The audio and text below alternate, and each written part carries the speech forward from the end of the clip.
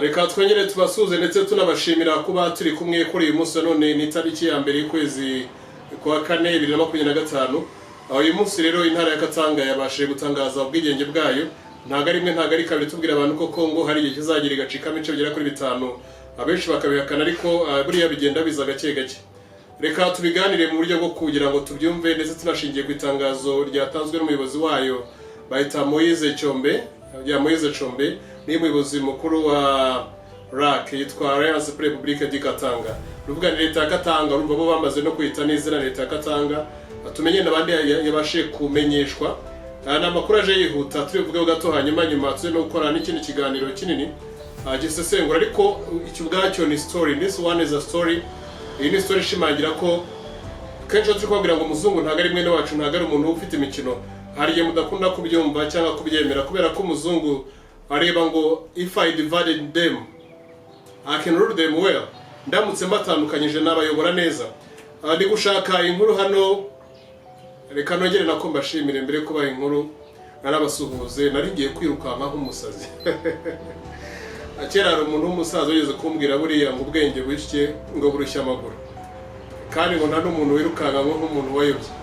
Ubwenge buke burushya amaguru kubera ko ufite ubwenge buke nyine hora wiruka ariko utaramenya ngo nihe uzagenda ugahagarara. Aho rero mwese muzahagarara kenshi cyane hano kuri Peak Official, no muzajya mukura amakuru atari ivumbi, ibintu muzamubona. Uyu munsi twebabwira mukamara imyaka mukibireba mugaruka mureba ngo ibintu ko bari barabitubwiye kuri Peak Official ko twongeye kubibona.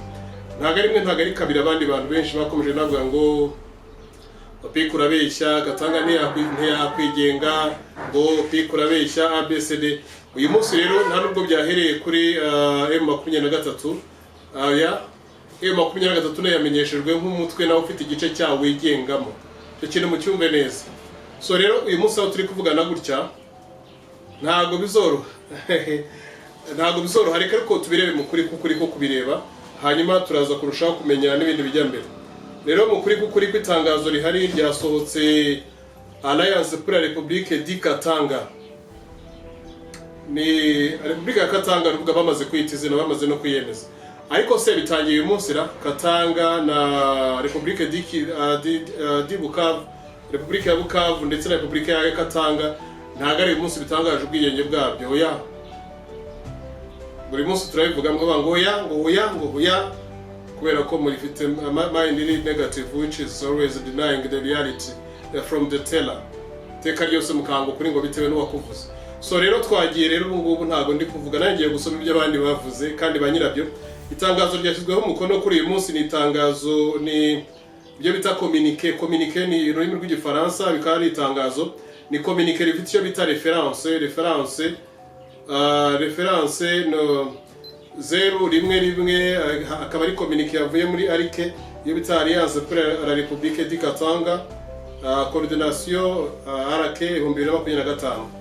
Nuvuga ngo ni transmitting, nuvuga ngo iyi kopi yashyikirijwe, iyi kopi sa ubwigenge bwa Katanga inagaragaza ko batari no kubusaba ahubwo bazabwizihiza. Ntago no kubusaba, bari kumenyesha ko bazizihiza ubwigenge bwa Katanga, intara ya Katanga.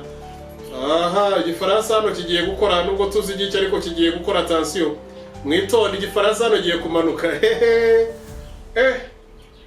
Ibintu by'indimi hano bigiye kuza byiruka. Iyi communique rero yabanje kwandikira umuntu bita nuvuga amakopi yageze ku bantu ariwe bita Son Excellence Monsieur Antoine Costa, akaba ari President du Conseil de l'Union Européenne iri Bruxelles. Nuvuga ngo niwe President w'inama y'ubumwe bw'Uburayi iri i Bruxelles mu Bubiligi aho ngaho Brussels na Belgium. Niho ari hanyuma bandikira undi bitwa Son Excellence nyiri cyubahiro nyine Monsieur Emerson Mnangagwa, President de la République du Zimbabwe, akaba ari uhagarariye umuryango wa SADC kuri uyu munsi. Abo ni abantu bose communique abashe kugeraho, ikaba ari Harare mu murwa mukuru. Bakabandikiye Son Excellence Monsieur Donald Trump, President de la République des États-Unis à Washington. Iri muri Washington ni President Donald Trump wa President zunze ubumwe za Amerika, nizo zitwa États-Unis d'Amérique. Urumva français rero ni ibintu najya nkunda kuvuga cyane nuko nyine communique yaje muri France kandi no twarabyize muri za primaire no muri za secondaire gake gake ariko ntabwo twabikomerejemo twe turivuga nyine communique ni itangazo. So rero uyu munsi rero Donald Trump yamenyeshejwe hari byamenyeshejwe mwese muraza kubimenya. Undi nawe bita son excellence Vladimir Putin, président de la Russie à Moscou, président w'igihugu cy'Uburusiya Moscow. Ibarwa bayamaze kumugeraho tuvugana gutya kuri uyu munsi. Ibarwa yasohotse yoherezwa kuri email z'abantu bose ndimo ndavuga. Hanyuma yoherejwe son excellence Emmanuel Macron, président de la France à Paris, président w'igihugu cy'Ubufaransa i Paris. Hanyuma Sa Majesté Roi Philippe de la Belgique à Bruxelles. Hanyuma nanone na nyiri cyubahiro umwami Philippe wa Repubulika ya Bruxelles, ubwo nuko twabyita. Hanyuma baboherezwa bita son excellence Hakainde Hichilema, président de la République de Zambienne à Lusaka, président de la République ya Zambia muri Lusaka. Hanyuma yoherejwe nanone son excellence João Lourenço, président de la République angolaise et président en exercice de l'Union africaine à Luanda. Akana bahagarariye Afrika yunze ubumwe Luanda ni umurwa mukuru w'igihugu cya Angola. Yoherezwa none son excellence Madame Samia Suluhu, président de la Tanzania, ifite umurwa wa kapitali Dodoma. Yoherezwa son excellence Monsieur Paul Kagame, président de Rwanda, ifite umurwa Kigali. Ubwo ni aho ubutegetsi bwa leta y'u Rwanda bukorera muri Kigali, ariko buri mu gihugu hose ubuyenda ntabwo byamenyekanye neza. Yoherezwa nanone son excellence Monsieur Félix Antoine Tshisekedi, président de la République du Congo à Kinshasa. Hano tugiye kuganira rero sasa. Yongera yoherezwa nanone son excellence Monsieur Corneille Nangaa, coordinateur de la FCM 23 à Goma. Ibintu birakaze rero. Monsieur Antoine byoherezwa nawe bita Monsieur Antoine Guterres, secrétaire général de la Nations Unies à New York. Umunyamabanga mukuru wa Loni uri New York naye byamwoherejwe Antoine Guterres. Muga abantu rero bose boherejwe no barwaye iri kuvuga ngo iki ni déclaration d'indépendance. Objectif impamvu byo bita objectif ni impamvu ni français tubonye mukanya. Objectif ngo ni impamvu. Déclaration d'indépendance de la République du Katanga le 11e juillet 2025. Déclaration d'indépendance. Bari kudekarara ukwigenga kwabo juillet en français, ubwo muri English ni July. Ku itariki 11 z'ukwezi kwa 10 kwa 7 2025. Bari kudekarara ko babamenyesha babwira ko Katanga ari ntari igomba kwigenga ku itariki 11 z'ukwezi kwa 7 2025 ejo bundi. Hanyuma nanone bongeye bandikira hano munsi ndacyari kureba, bongeye bandikiye multiple correspondence, bandikiye abandi benshi batandukanye barimo l'Union Africaine, barimo Organisation de NATO, Organisation des Nations Unies aux États-Unis, bandikira Union Européenne, bandikira Union Africaine, bandikira Communauté de développement de l'Union Européenne, bandikira Africa, Australie, SADC, bandikira kubandikira ibintu byinshira uri kwemeza neza ko intara ya Katanga ubundi yagize ubwigenge bwayo kuva mwaka 1960. Ntago ari kabiri mvuga ngo Kongo abazungu bayiciyemo ibice kenshi, abantu benshi mwarangiza mukabihakana, kandi bari kugira abanditse banagira ngo haba urupfu cyangwa ubuzima Katanga ni yacu. Aho kantu nimuze ukibagirwa. N'utuntu tuyoganira muri communication, kubera iyi communique turegana mu tuntu twonyine tugaragara, n'ibindi ni byinshi ariko byose murabizi. Ntago ari kabiri twagiye tubiganira, ariko byose murabizi. Bari kugira ngo twaba bazima twaba bapfu Katanga ni yacu. Ayo magambo aragira ngo muyumve. Ari gusoma communique, rega communique nyiveho rero tugaruke rero mu kuganira. Tugiye kuganira nyuma ya communique ngo hari iki. Moise Chombi muri kureba ntago ari umuntu urushye, amaze imyaka myinshi. Telefone yashyize ku ruhande, tugiye kuganira noneho byo kuganira, kubera ko hari iminsi ishize nigeze kubwira abantu ngo intara ya Katanga Kongo ikeneye gucibwamo ibice bitanu, ikagira central government. Ariko reka turebe ikintu gihari mu bantu yabashiye kumentioninga. Kongo ifite ibice byinshi ndetse ifite n'abaguverineri b'intara, ifite intara nyinshi, ariko muri abo bose nta numwe windi ugeze yandikirwa. Kandi mugatekereza muri abo baguverineri bose handitsweho son excellence Monsieur Corneille nanga, ntago ari Corneille. Abantu benshi bakunda kuvuga ngo ni Corneille nanga, ntago ari Corneille nanga. Mujye menya gutandukanya amazina n'amatitire y'abantu. Ntago Corneille nanga ni izina yitwa Corneille. Mwakurira mu Faransa ndi muhanzi kwa Corneille, yitwa Corneille nanga, ntago ari Corneille, ni Corneille. So yamwandikiye ngo tunamenyesheje Monsieur Corneille nanga, uri koorganiza unayoboye mu gihugu mu gice cya Goma, umurwa mukuru w'intara ya Kivu y'Iburasirazuba. Aya magambo muri kumva neza. Byumvikana ko abandi bamara gutangaza ubwigenge bwabo, igikurikira gutangaza niki? Intara ya Kivu igomba no gutangaza ubwigenge bwayo. Tubirebe mu ishusho nini.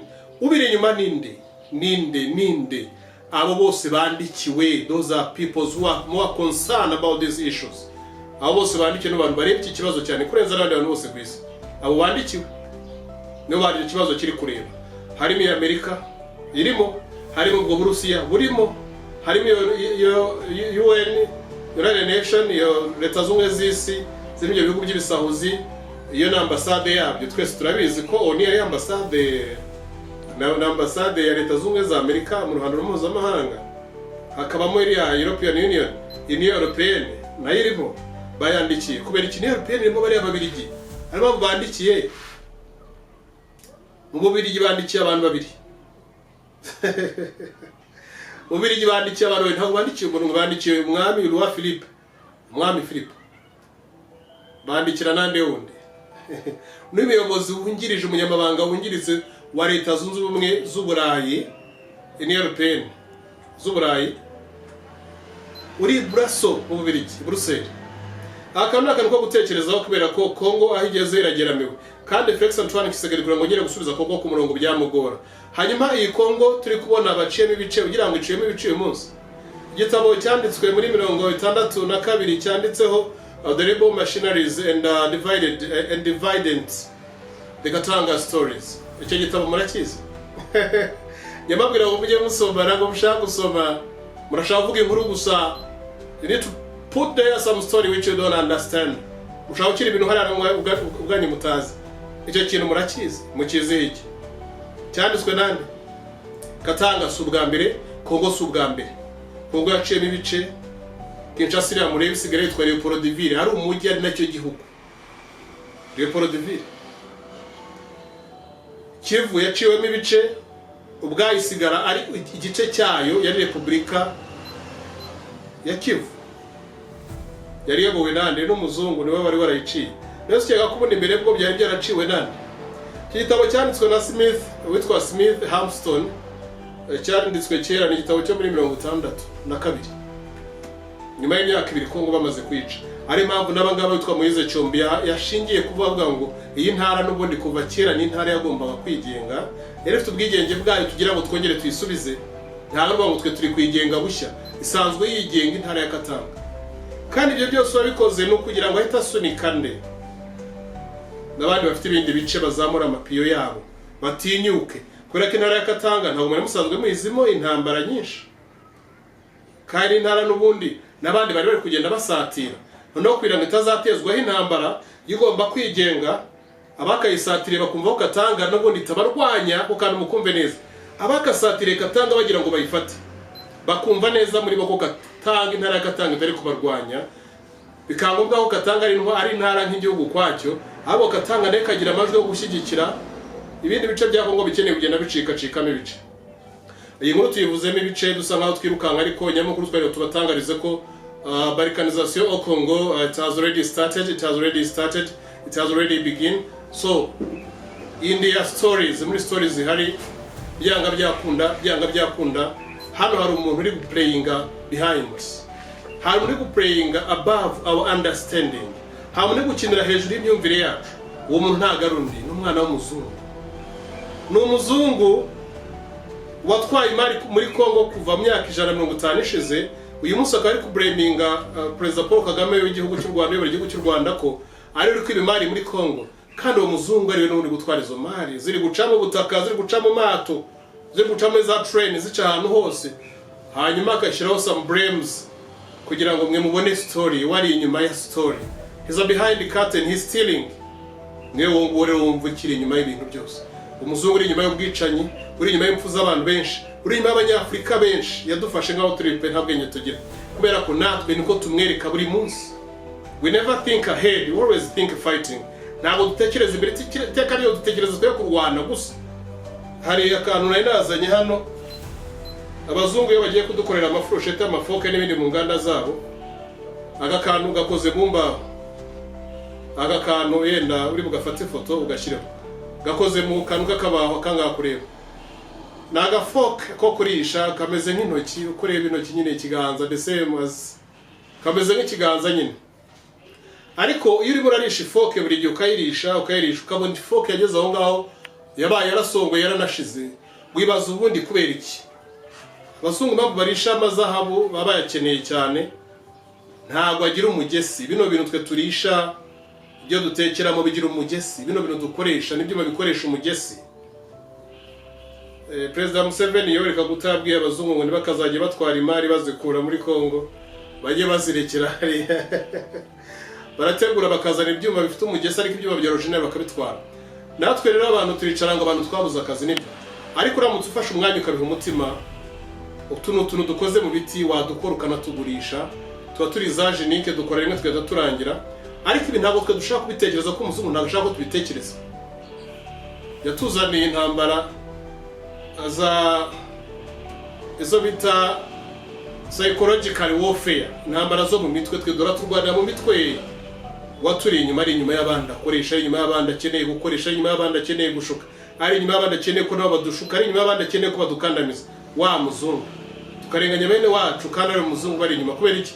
Twamweretse twebwe ko ariko tumeze. Ariyo mpamvu mu myaka ishize ejo bundi twahuye n'ikintu cyitwa biological warfare, intambara y'imiti n'ibyorezo, intambara y'uburwayi. Ejo bundi intambara ejo bundi z'uburwayi barazituzaniye, biological warfare. Abonye zitari gukunda ubwo yazushyiramo ikintu cyitwa psychological warfare. Amatelefoni yose yagabanutse mu giciro, ari kuboneka kuri make, kubera ko hasi ko tukunda kuyirirwaho ko akorwa mu mabiri guturukani wacu. Rero intara ya Gatanga yamaze kusaba ubwigenge bwayo, ubwo turategereza kureba ko iza buza kuba granted cyangwa it's going to be by force, buza kwemerwa abantu bose bandikiye ko ku itariki 11 z'ukwezi kwa karindwi 2025 bakeneye kujya hagomba kubaho kwizihiza intara ya Gatanga nk'intara yigenga, igatora ubuyobozi bwayo, igashyiraho ibyayo byose, cyangwa tutegereze turebe nyuma yaho yuko biri buze kwanga. Murabizi rero tumaze kuganira byinshi nk'uko maze kubabwira, ariko nawe mbabwiye ko ni communique yari ndimo ndasoma n'itangazo. Tumaze kureba bari kumenyeshwa hafi ya bose, hanyuma ibirimo byinshi muri gusabwa, bari gusaba bariya bose ndetse n'abira bihugu byose byabashije kwandikirwa, bari kubamenyesha ko ku itariki 11 z'ukwezi kwa karindwi 2025 mu bushake bw'abaturage intara ya Gatanga ikeneye kwigenga ku itariki 11 z'ukwezi kwa karindwi 2025. Bikaba ibyo byose bishingiye kuba, ayo magambo muyumva, bikaba bishingiye kuba mu mwaka w'igihumbi 1960 iyi ntara yari irasabuye n'ubundi ubwigenge na Monsieur Moise Tshombe. Monsieur Moise Tshombe rero yaje gupfa muri 69, afite imyaka 49 icyo gihe, ariko yasize abana 9. Rero twabonye handitse ritangazo ikominike yanditswe n'uwitwa Junior Tshombe, ariko Junior Tshombe twongeye kureba neza mu makuru ahari ntago turamenya ngo nuwuhe muri bano bana aba Moise Tshombe, kubera ko Moise Tshombe yapfuye afite imyaka 49 ariko afite abana 9. Attention, yari afite abana 9. Moise Tshombe yari afite abana wa mbere twaga Joseph Kapende Tshombe, akagira n'utwa Isabelle Machiri Ruth Tshombe, akagira Monique Kamwanya Tshombe, akagira Jean Ditende Tshombe, akagira Marie Mankanda Tshombe, akagira Andre Jimbu Tshombe, akanagira Chantal Kayindi Chombe, akagira Leo Mutesi Chombe, akagira Patricia Mwanda Chombe. Hanyuma abandi bo ndibaza ngo Junior Chombe wanditse ritangazo ninde, kubera ko hanga ntago turi kumura muri bano bana 9 ba Monsieur Moise Chombe wahoze ari ministri w'intebe w'igihugu cya Kongo, ari nawe wakomeje kuva na kera gusaba ko intara ya Katanga yigenga. Babona bwenga abazungu baradufite pe, ntago ari ibintu byoroshye. So rero muri byose tugiye kureba inyuma y'i communique ngo niki kirimo, ibintu byo tugiye kureba aho tuvugana ngo iyi communique, tugiye kureba niki kiri inyuma y'i communique, kubera ko uyu mugabo Moise Chombe yasabye intara ya Katanga ko yigenga. Uyu munsi turimo turavugana witwa Junior Chombe, ejo ku itariki 30 yandikira États-Unis d'Amérique, yandikira na Union Européenne, yandikira na Nations Unies ni leta zunze n'ibyo bita ni UN, biriya byitwa UN, United Nations byitwa Nations Unies. Ni bifaransa ariko mwihangane mperuka kukiga kera, ntago nyankunda no gukoresha igifaransa, siziri impamvu naho gake numva nkiri kukibuka, wasanga karimo n'amakosa menshi muri prononciation, ahari ntago mbizi neza, ubwo nimwe mubizi. So bandikiye ibihugu, harimo igihugu cy'u Rwanda, harimo Corneille Nanga wa Kongo, bandikira benshi. Byose tugiye kubiganiraho ku burebure kugira ngo turebe uyu Moise Chombe wahoze asaba kuva na kera ubwigenge bwa Kongo. Uyu munsi akaba hari ishyaka ryitwa Alliance pour la République du Katanga, ihagarariye Republika ya Katanga. Itangazo banditse rikaba rigaragaza ko ari ku bushake, déclaration par présentée dans déclaration igomba kuba ku itariki 11 igaragaza ko Katanga ari état indépendant au souverain constitutionnel, nuvuga ngo ari leta yigenga kandi igomba kuba ifite sovereignty, ubudahangarwa, ari leta yigenga iri independent, igomba kugira ubudahangarwa, igomba kugenda ku itegeko nshinga ryayo. Urumva ni leta bo bari kudekarara, kandi declaration nanone ikaba ari declaration ubwayo yemejwe n'abaturage ba Katanga. Abaturage ba Katanga bo ubwabo bamaze gutora declaration, bya bindi dukunda kwita referendum rero dukunda kubyita ari amatora ya kamarampaka, nibyo ko twabyita ni kamarampaka. Ni amatora abaturage bo bahitamo, bo bagahitamo icyo bagomba gukora, akaba ariyo kigomba gukorwa, kubera ko buriya leta ibereho abaturage kubwa abaturage. Bivuga ngo is government for the people by the people, iba ari leta y'abaturage kubwa abaturage. Rero abaturage bahisemo kuba bagomba kwigenga.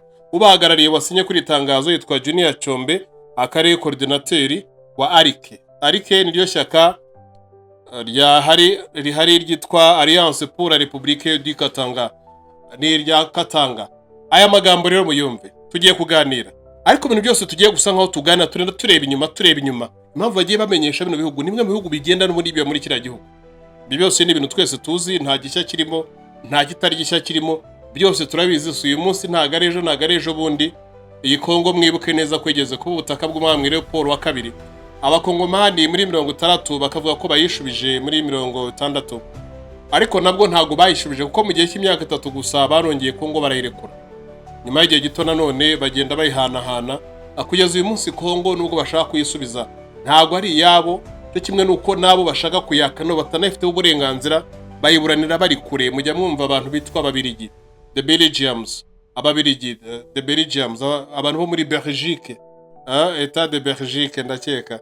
So abo bantu mujya mubumva cyane, ntago ari umunsi umwe, ntago ari kabiri, buriye bahora bashaka kugira ngo bongere bisubize igihugu cya Kongo. Ariko uyu munsi si yarakanuye virtual za someni, navuga nuzarabivuze ntuzabiriya the virtuals ni bakunda kubyita biriya birya abantu ntuza bitwa ngo ikidi muri hangana, ariko ibintu bigenda mbyibuka mu cyongereza mu Kinyarwanda nkabyibagirwa cyangwa mbyibuka mu Kinyarwanda nkabyerwa no mu Cyongereza. Nizo ndimi ni z'amahanga, kandi ururimi rw'Ikinyarwanda tuvugira muri rurimi rwacu buriya rugira amagambo make cyane, ntago rugira amagambo nk'ayandi, ariko zitwa inkongoro, ariko mutandukanye n'inkongoro.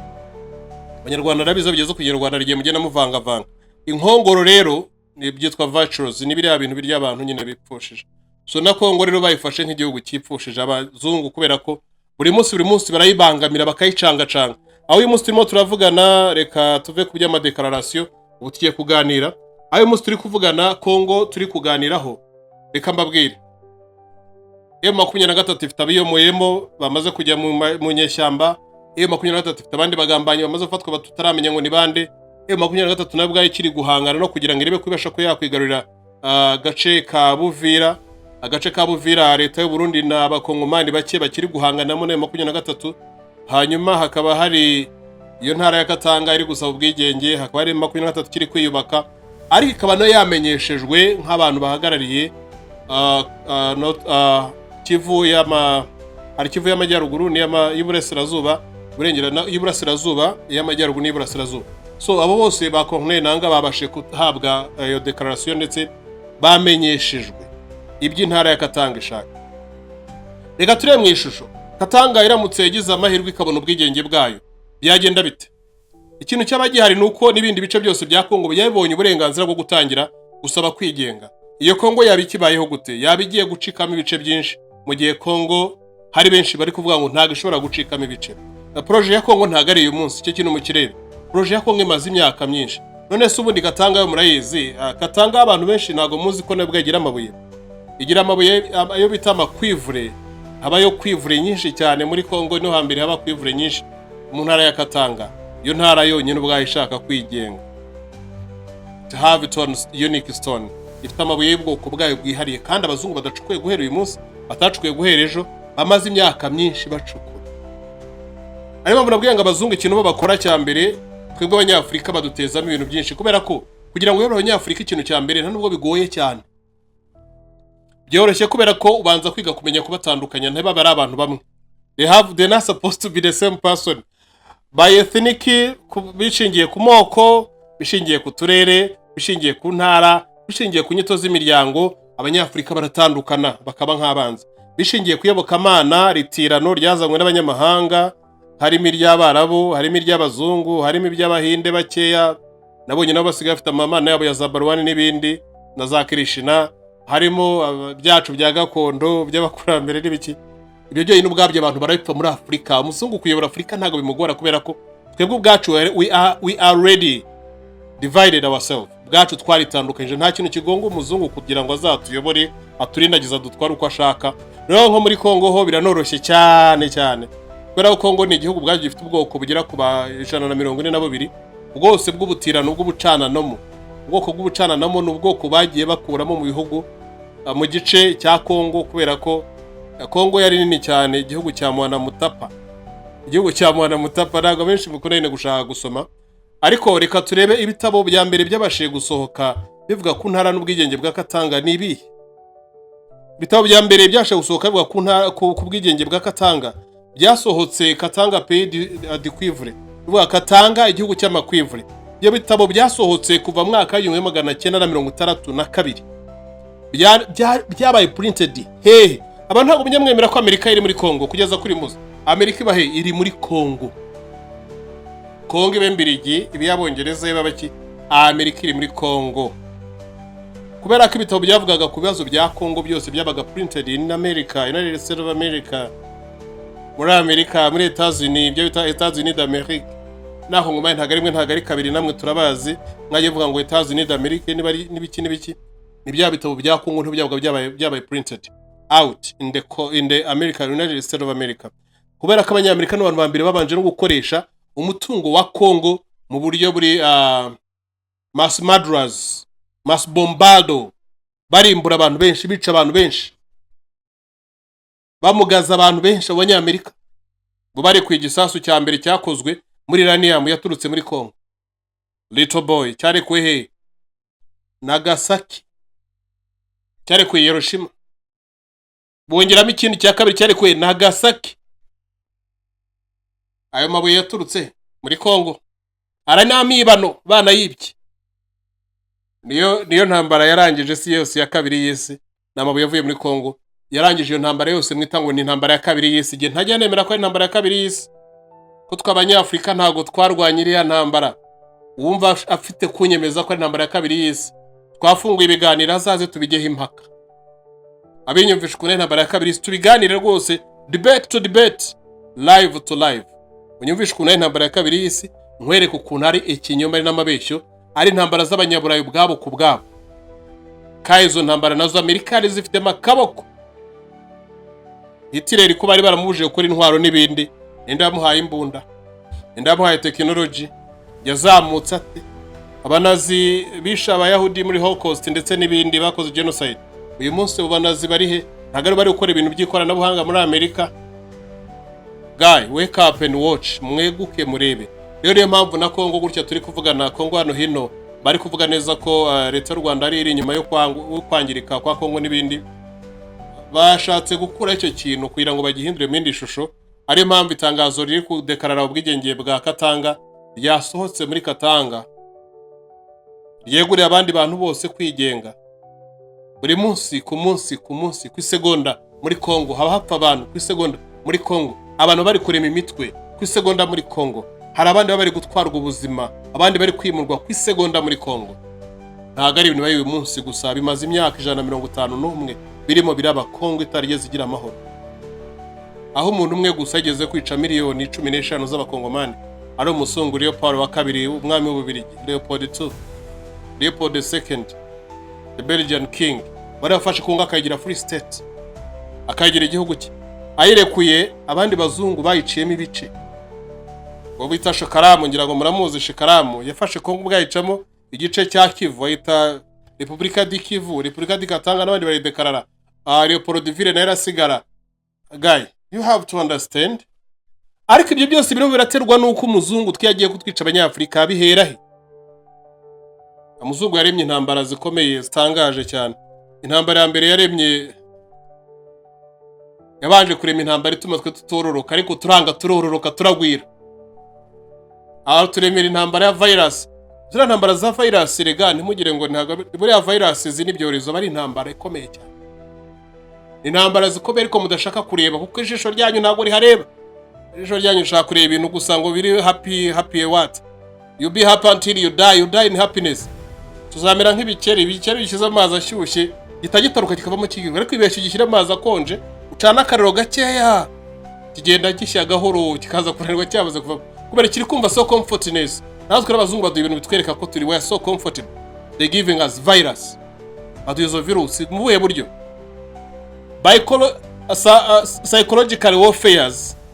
Psychological warfares.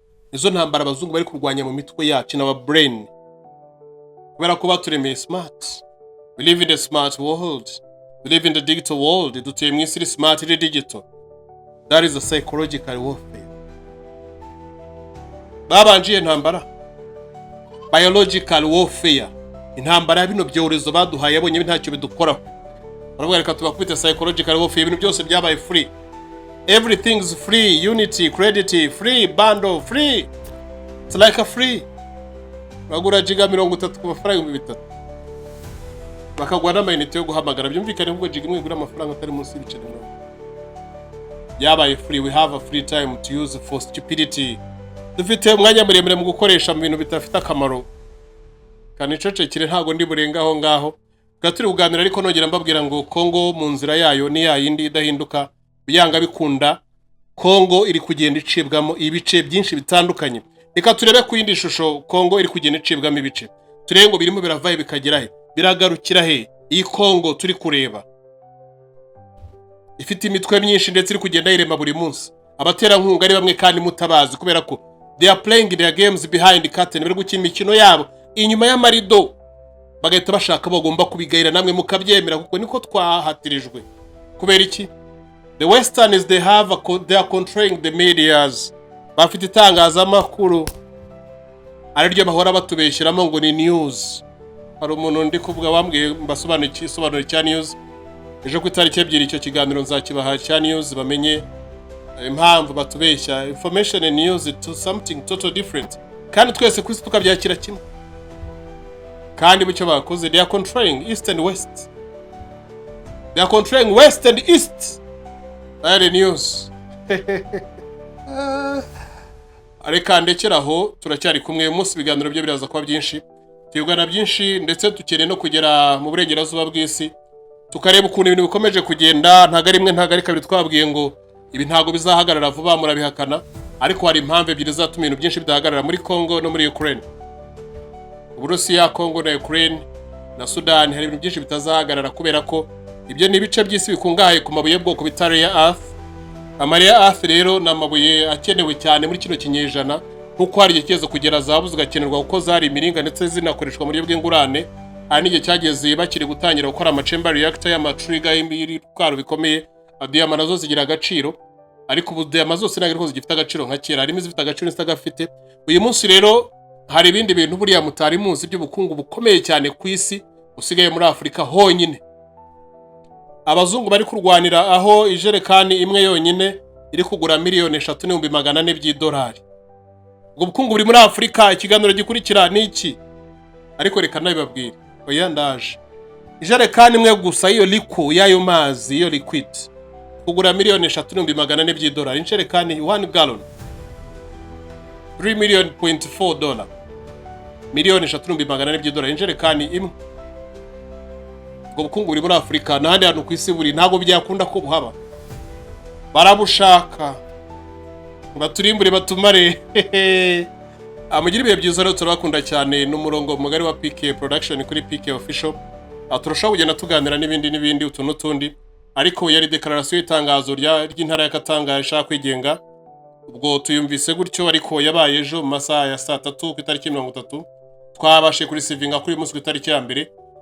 N'abandi bose bayakiriye naye kandi giye bayakiriye. Ubwo ni kwa kundi tubona ibintu nk'aba ngo reka tureke kubica hejuru, twibaze kiri inyuma ndetse n'icyo bihatse kuba Katanga ishaka kwigenga. Hari izindi ntambara ndetse n'abandi ba warlords bari kugenda bashinga indi mitwe n'ikindi gisirikare. Reka turebe aho biva naho bijya. We love you so much. I'm still here. I'm gonna let you know. I'm gonna let you understand anything passed through just anything which passing through my eyes. I have to be there and telling them to you. We love you so much. Turakunda cyane rero mugire byiza.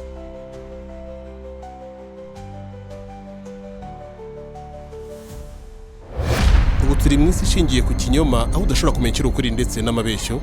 Ibaze uramutse usanze ibyo mu ishuri hafi ya byose byara amabeshyo. Ibaze uramutse usanze ababyeyi bawe ibyo bakwigisha ndetse nabo bari barigishijwe kuva kera na rindi hafi ya byose byara amabeshyo. Ibaze uramutse usanze imyizerere yawe cyangwa icyo twita kamere muntu gishingiye ku binyoma. Turi mu isi aho dutekereza ibyo twategetswe gutekereza, tudashobora kwigobotora. Ibaze uramutse usanze nanjye ubwanjye uri kukubwira ibi ndimo ndakubeshya. Koresha inyurabwenge yawe ubashe kwisobanukira ukuri ndetse n'ikiri amabeshyo. Ikiremwa muntu cyarahindutse ku buryo ubwacu bisigaye gitera ubwoba bagenzi bacu ndetse nacyo ubwacyo gitera ubwoba. Turi mu isi abantu basigaye bakangisha abandi ibyorezo biremano aribyo bita man made virus. Urakaza neza mu isi y'icurwa ry'imigambi y'ubuhemu. Urakaza mu isi y'ishingiro ry'amabeshyo, aho ikinyoma kibuzwe kenshi gihinduka ukuri. Aho turi mu isi udashobora gutandukanya umugore ndetse n'umugabo kuko bose bahinduye imiterere. Intambara mpimbano zishingiye ku nyungu z'abake zikagwamo benshi. Byinshi dufite ishingiro mu kwizera, hafi ya byose nta na kimwe kiri ukuri kibamo. Urakaza neza ku murongo mugari wa PK Production kuri PK Official.